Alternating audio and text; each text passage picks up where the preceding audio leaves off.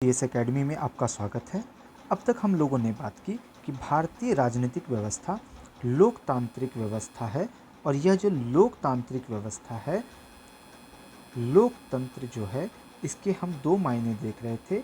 एक हम देख रहे थे लोकतंत्र शासन प्रणाली के तौर पर कैसा है, और दूसरा हमें देखना है कि लोकतंत्र जीवन पद्धति के तौर पर किस तरह दिखता है हमें। तो हम बात कर रहे थे फिलहाल शासन प्रणाली पर, और इसमें हमने बात किया कि अमेरिका के राष्ट्रपति अब्राहम लिंकन ने कहा कि लोकतंत्र जो है जनता का, जनता के लिए और जनता के द्वारा शासन है।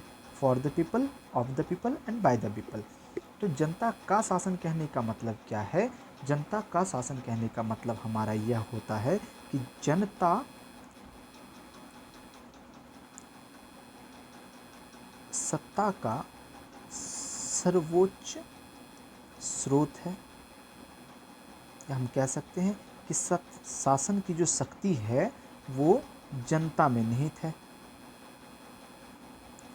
शासन की सर्वोच्च शक्ति जनता में निहित है। और जनता क्या करती है? जनता इस शक्ति को ट्रांसफ़र करती है। किसे? तो ये ट्रांसफ़र करती है अपने प्रतिनिधियों को, और ये जो प्रतिनिधियों को चुनती है वो परमानेंट तौर पर नहीं चुनती, टेम्परेरी तौर पर चुनती है। और ये जो टेम्परेरी तौर पर चुनती है, इसके लिए एक सिस्टम है और वो है चुनाव। तो हम बात करेंगे अब लोकतंत्र में चुनाव की। लोकतंत्र में चुनाव, आप जानते हैं कि चुनाव से हम अपने सरकार को वैधता प्रदान करते हैं। दूसरा, आप जानते हैं कि चुनाव से ही सत्ता परिवर्तन होता है। हम ये देखेंगे कि इस चुनाव की सामान्य विशेषताएं क्या हैं। देखिए, लोकतंत्र में आप जानते हैं कि चुनाव जो है ये एक तरह का अधिकार है। ये किस तरह का अधिकार है? एक चुनने का अधिकार है, यानी कि जनता अपना प्रतिनिधि चुन लेती है। दूसरा, जनता को चुने जाने का भी अधिकार है।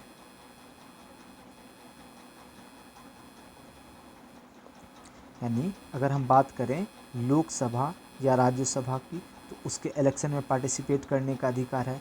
विधानसभा या विधान परिषद, उसमें पार्टिसिपेट करने का अधिकार है। लोकल गवर्नमेंट की बात करें, जैसे ग्रामीण शासन जो होता है, गांव का शासन जो होता है, और शहर, इस दोनों में चुने जाने का अधिकार है। हालांकि इसमें योग्यता की बात होती है, उस पर हम बात करेंगे अभी थोड़ी देर में।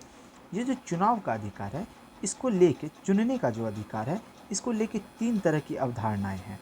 एक है विशिष्ट वर्गीय अवधारणा।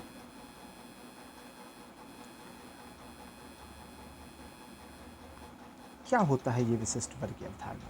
देखिए, ऐसा माना जाता है कि जो समाज है हमारा, इस समाज में जो सारे लोग हैं, इन सब में राजनीतिक समझ, यानी कि निर्णय लेने की समझ और राजनीतिक सक्रियता, जरूरी थोड़ी कि सभी लोग वोट करने जाएंगे, नहीं जाते। बहुत लोगों को चुनाव समझ में नहीं आता। बहुत लोग कहते हैं अरे यार पॉलिटिक्स हमें तो समझ में नहीं आता। तो ऐसा कहा जाता है कि निर्णय लेने की समझ और राजनीतिक सक्रियता सब लोगों में समान रूप से नहीं पाई जाती। आप भी ऐसा किसी न किसी हद पर तो मानते ही हैं। हम आप आखिर इसी समाज का हिस्सा हैं, तो हम आप भी इन चीज़ों को मानते हैं। तो लोग कहते हैं कि ये अधिकार समान रूप से, चूँकि यह समझ और सक्रियता समान रूप से नहीं है, अतः चुनने का जो अधिकार है, यानी चुनाव का जो अधिकार है, ये सबको सामान्य रूप से नहीं मिलना चाहिए। तो किस रूप में मिलना चाहिए? तो ये कहते हैं कि भाई इसके लिए कुछ बेस बना दीजिए, जैसे शिक्षा, कि जो लोग ग्रेजुएट हैं वही वोट करें। एक क्राइटेरिया बना दिया जाता है संपत्ति को लेके कि भाई इनके, जिनके पास कम से कम 10 लाख रुपए है वो जाके वोट करें। ये मैं बस एक एग्जाम्पल के लिए बता रहा हूँ, ऐसा है नहीं। कह सकते हैं कि भाई रक्त के आधार पर हो, है ना, वर्ण के आधार पर हो, जात के आधार पर हो। और अगर आप ऐसा नहीं करते हैं तो लोकतंत्र नहीं रह जाएगा, यह बन जाएगा भीड़ तंत्र। तो आप विशिष्ट वर्गीय अवधारणा समझ गए। विशिष्ट वर्गीय अवधारणा कहने का मतलब क्या हुआ कि यह माना जाता है कि राजनीतिक सक्रियता और निर्णय लेने की क्षमता समाज के सभी व्यक्तियों में समान रूप से नहीं पाई जाती, अतः चुनाव का अधिकार रक्त, वर्ण, जात, लिंग, शिक्षा, संपत्ति जैसी योग्यताओं को आधार बनाकर देना चाहिए। और अगर हम ऐसा नहीं करते तो लोकतंत्र जो है वो लोकतंत्र ना रह के भीड़ तंत्र में बदल जाएगा। बात यहाँ तक समाप्त हो गई। अब हम बात करते हैं दूसरी अवधारणा की। दूसरी अवधारणा है सामुदायिक अवधारणा। क्या होती है ये सामुदायिक अवधारणा? चलिए उसको भी देख लेते हैं हम। देखिए, कहा जाता है, आप भी जानते हैं कि हमारा समाज जो है इसमें बहुत सारे समुदाय हैं। समुदाय तो आप जानते ही होंगे क्या होता है। सामुदायिक अवधारणा की बात कर रहे हैं हम लोग। क्या होता है ये सामुदायिक अवधारणा? देखिए, जैसे एक समाज है, इस समाज में एक लड़का है, एक लड़की है। तो समाज को जैसे हम दो समुदाय में बांट दिए, ठीक। एक हम अगड़ी जाति, पिछड़ी जाति, यानी एक हमने जाति के आधार पर बांट दिया। एक हमने कहा ये इस धर्म के हैं, ये किसी और धर्म के हैं, यानी एक हमने धर्म के आधार पर बांट दिया। एक हम व्यवसाय के आधार पर हम बांट सकते हैं। जैसे मैं शिक्षक हूँ और कुछ छात्र हैं, शिक्षक वर्सेस छात्र। तो एक तो ये सामुदायिक अवधारणा है कि हर समुदाय के लोग अपना अपना अलग अलग रिप्रेजेंटेटिव चुने, ये है सामुदायिक अवधारणा। एक और अवधारणा है, उसको कहते हैं सार्वभौम मताधिकार। सार्वभौमिक मताधिकार, इसके बारे में तो आप लोगों ने सुन ही रखा होगा। हम बात करते हैं सार्वभौमिक मताधिकार की। देखिए, यह जो चुनाव का अधिकार है जनता के पास, कहते हैं जब यह चुनाव शिक्षा, जात, धर्म, लिंग, संपत्ति इत्यादि के आधार पर ना होकर, इन सब के बिना जब किसी को वोट करने का अधिकार होता है तो उसको हम कहते हैं सार्वभौम मताधिकार। तो इसके लिए क्या क्राइटेरिया अपनाते हैं? ये कहते हैं कि एक उम्र के बाद यह जो जनता है एक पर्टिकुलर एज पर वयस्क हो जाती है, यानी कि इनमें राजनीतिक समझ उपलब्ध हो जाती है। और जब इनमें ये राजनीतिक समझ उपलब्ध हो जाती है तो इनको चुनने का अधिकार दे देना चाहिए, यानी मत का अधिकार मिल जाए। तो यह जो वयस्क होने का उम्र है यह कितना है? देखिए, जब हमारा संविधान बना उस समय यह 21 वर्ष था, लेकिन 1989 में संविधान में 61वां संविधान संशोधन किया गया और इस संविधान संशोधन के द्वारा इस 21 वर्ष को बदलकर 18 वर्ष कर दिया गया। यह पीटी के लिए फैक्ट है, ये आपको यहाँ पर काम आएगा। अब हम बात करते हैं, जब हमारा देश आज़ाद हुआ, हमारा देश आपको पता है 15 अगस्त 1947 को आज़ाद हुआ। अगर ये आप सबों को पता ही है। इसके बाद हमारी संविधान सभा की बैठक शुरू हुई। अभी हम इस पे बात नहीं कर रहे हैं, अभी हम लोग बात शुरू करेंगे। संविधान सभा की बैठक शुरू हुई और संविधान बनकर तैयार हो गया और 26 जनवरी 1950 को हमारा संविधान पूर्ण रूपेण लागू हो गया। अब जब ये पूर्ण रूपेण लागू हो गया तो पहला काम था कि देश में एक आम चुनाव कराया जाए। देश में जो आम चुनाव हुआ 1951 में, आपको यह समझना पड़ेगा। देखिए, 1950 से पहले भारत की जनसंख्या कैसी थी? भारत में 10% से भी कम लोग थे जो वोट करते थे। और ये जो वोट करते थे ये किस आधार पर करते थे? तो वही विशिष्ट वर्गीय अवधारणा पर करते थे।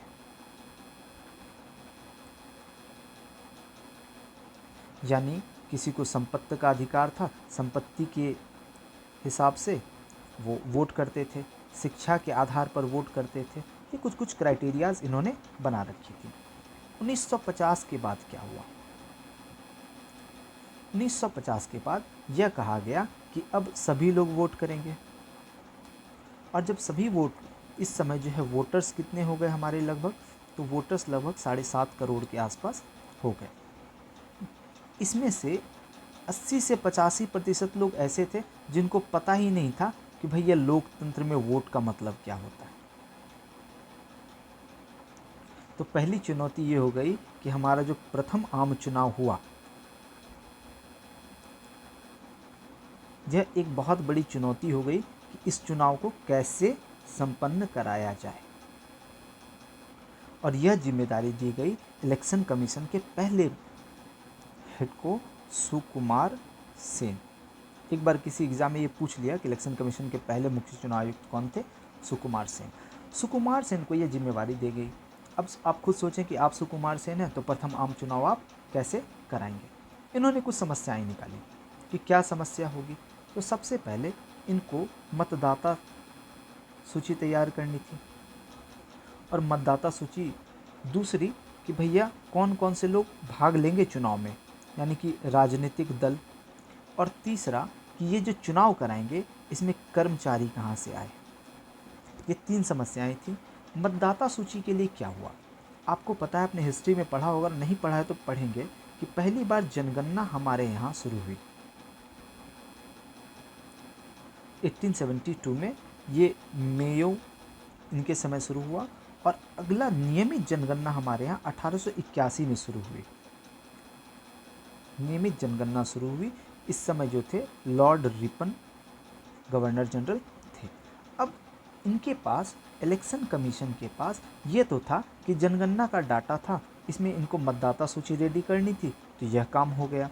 दूसरी समस्या ये हुई कि भैया कर्मचारी कौन हो और ये मतदाता सूची कैसे रेडी हो।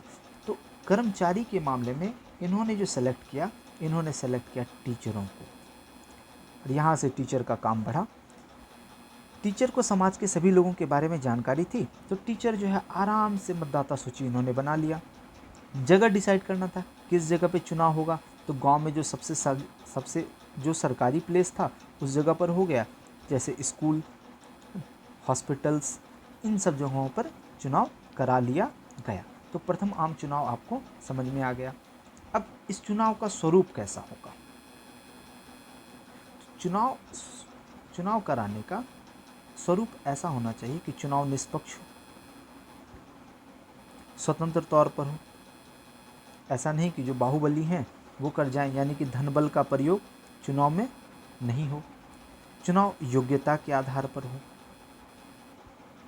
नियमित होता रहे। तो इसके लिए हमारे संविधान में एक प्रोविज़न किया गया इलेक्शन कमीशन के नाम से, और यही आप संविधान के आर्टिकल 324 में देखते हैं। हम लोग इलेक्शन कमीशन पे बात करेंगे, या फिर हम इलेक्शन कमीशन और इस पर अगले ही वीडियो में बात कर लेते हैं, और इसके बाद जो है हमारा इलेक्शन कमीशन का टॉपिक यहाँ पे ख़त्म हो जाएगा। तीसरी बात देखिए, चुनाव का अर्थ क्या होता है। चुनाव का मतलब है कि चुनाव विकल्पों में हो। आपको हमने कहा कि देखो तुम चुन लो कि तुम्हें ये वाली टॉफ़ी चाहिए या ये वाली टॉफ़ी चाहिए। तुम्हें ये 10 रुपये की डेयरी मिल्क चाहिए या तुम्हें ये 10 रुपये की डेयरी मिल्क चाहिए, दोनों सेम ही है। आप बोलेंगे ये क्या बात हुई, ये भी डेयरी मिल्क है, ये भी डेयरी मिल्क है, ये डेयरी मिल्क होता, ये किटकैट होता तो समझ में भी आता है। यानी कि चुनाव विकल्पों में चयन हो, विकल्पहीनता में चयन ना हो। और ये जो विकल्पों में चयन हो, ये कैसे होगा, तो जनता को पता रहे कि भाई प्रत्याशी और राजनीतिक दल, इनकी जानकारी उपलब्ध हो, और इसी जानकारी के लिए राइट टू नो करके प्रोविज़न आया। और आप भी जब चुनाव होता है तो आप एक बार सर्च कीजिएगा, आपको पूरी जानकारी मिलती है। ठीक है, यहाँ तक बात खत्म हो गई। अब हम बात करते हैं चुने जाने के अधिकार पे।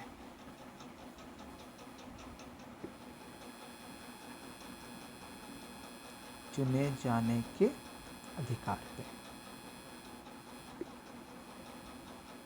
देखिए, भारत का एक राज्य है बिहार, आपने इसका नाम सुना ही होगा। इसमें एक हाई कोर्ट है जिसको हम पटना हाई कोर्ट के नाम से जानते हैं। पटना हाई कोर्ट में एक पीआईएल दर्ज किया गया। ये पीआईएल क्या था? इस पीआईएल में कहा गया कि अगर एक व्यक्ति ए, इसने कोई अपराध किया है और जेल में बंद है, तो यह चुनाव नहीं लड़ सकता, चुनाव में वोट नहीं कर सकता। लेकिन अगर यह चुनाव में खड़ा हो जाता है तो इसको लोग वोट करते हैं, और जब ये जीत जाता है तो ये जो है जेल से बाहर निकल जाता है। तो अगर मत देने का अधिकार नहीं है, मत देने का अधिकार नहीं है, तो चुनाव लड़ने का अधिकार क्यों?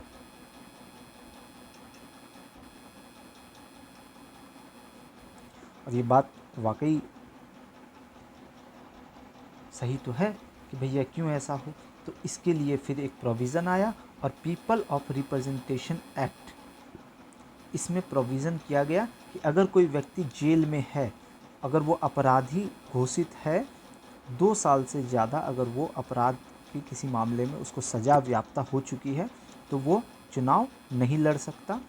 तो ये आप एक बार देख भी लेंगे, पीपल ऑफ रिप्रेजेंटेशन एक्ट धारा 8A है, वो आप एक बार गूगल करके देख लेंगे। अब हम बात करते हैं चुनाव में जो मत देते हैं उसके प्रकार की। ये वीडियो थोड़ा सा बड़ा हो रहा है, बट आप मैनेज कर लेंगे। देखिए, चुनाव के जो प्रकार होते हैं, इसमें एक होता है एकल सदस्य। एकल सदस्य क्या होता है? देखिए, ये एक इलाका है जहाँ मान लेते हैं कि यहाँ अलग अलग कुछ विधानसभा के सीट हैं। मैं लोकसभा भी मान सकता था, लेकिन फिलहाल हम विधानसभा मान लेते हैं।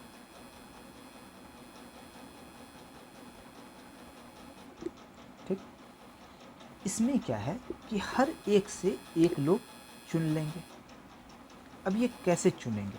तो अगर हम इस क्षेत्र की बात करें, यहाँ पर 7 लोग खड़े हुए, ए बी सी डी, चलिए मैं 4 लेता हूँ, एग्जाम्पल सही रहेंगे। और यहाँ वोट करने वाले लोग हैं 100, है ना। तो ये जो 100 लोग हैं ये वोट करेंगे। तो हम मान लेते हैं कि ए को 40 मत मिले, बी को 35 मत मिले, सी को 25 मत मिले,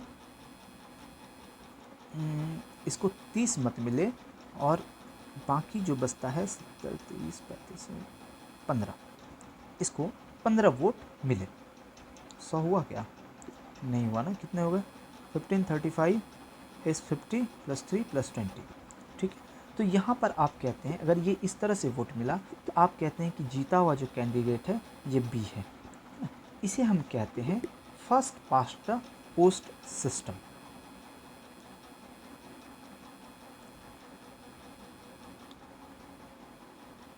और हिंदी में इसको कहते हैं बहुल मत प्रणाली, यानी जिसे ज़्यादा वोट मिला वो जीत गया। अगर आप इस तरह कहें तो 100 लोगों में से इसे 65 लोगों ने पसंद नहीं किया, लेकिन फिर भी ये जीता। हमारे यहाँ सिस्टम फिलहाल यह है, first pass the post system. बहुत सारे एग्जाम में पूछ लिया जाता है। एकल सदस्य में एक और होता है, एक तो हमने देखा first pass the post system, और दूसरा होता है बहुमत सिस्टम। यानी कि ये जो 100 लोग थे, इसमें मतलब आधे +1 अगर जिनको वोट कर देंगे वह जीत जाएगा। तो भारत जैसे देश में ये थोड़ी समस्या भी थी। दूसरा हम देखेंगे बहुसदस्यीय। बहुसदस्यीय हमारे यहाँ है नहीं, इसलिए हमें ज़्यादा इसके बारे में जानना नहीं है, लेकिन फ़िलहाल आप जान जाएं इसमें 2 चीज़ें होती हैं। एक होता है एकल संक्रमणीय मत प्रणाली, और दूसरी होती है सूची व्यवस्था। एकल संक्रमणीय मत प्रणाली हमारे यहाँ प्रेसिडेंट के इलेक्शन में, वाइस प्रेसिडेंट के इलेक्शन में, इन दोनों के इलेक्शन में इसका प्रयोग होता है। जहाँ पर आप बस इतना सा जान जाएं। ठीक है, अगला वीडियो हम लोग बहुत जल्दी बनाएंगे। Thank you so much.